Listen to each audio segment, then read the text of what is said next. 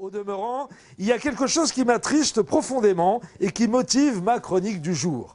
Je veux parler de la déchéance, de la décrépitude psychologique qui s'est abattue sur un personnage que je connais depuis longtemps et pour lequel je nourrissais une réelle affection. Frigide Barjot, qui est devenue une sorte d'égérie pour les croisés anti-homo et autres catholiques pratiquants dont l'hétérosexualité rageuse n'exclut pas un goût certain pour les réunions nocturnes en forêt de Fontainebleau entre jeunes gens sportifs à la nuque bien dégagée, désireux de partager leur passion pour Jésus-Christ et la lutte gréco-romaine.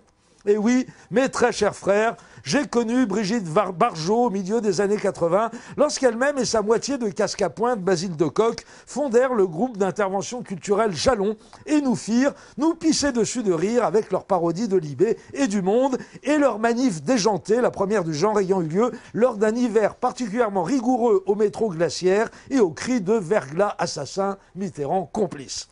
Certes, déjà à l'époque, on savait que Jalon était un nid de fachos plus ou moins en rémission. On ne savait pas encore que Basile de Kock était le nègre de cette crapule de Charles Pasqua. Mais on voyait souvent Marine Le Pen venir se torcher comme un légionnaire en goguette dans les soirées happening du groupe. Mais ils nous faisaient marrer, c'était l'essentiel.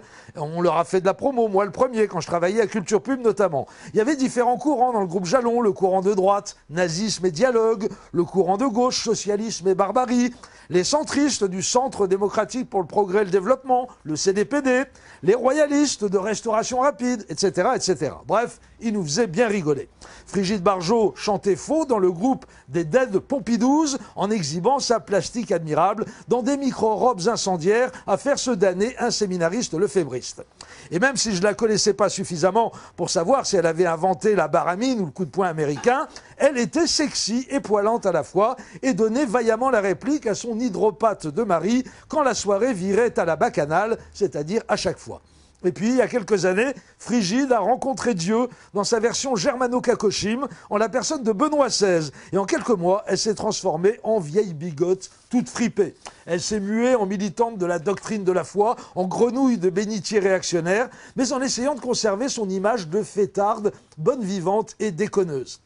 Faire la retape pour une idéologie moisie, mais en faisant moderne. Un peu comme ces curés des années 70 qui essayaient de draguer du babos à boutons en apprenant à gratter 3 accords de Grim Allright sur une guitare miteuse autour d'un feu de camp à la con.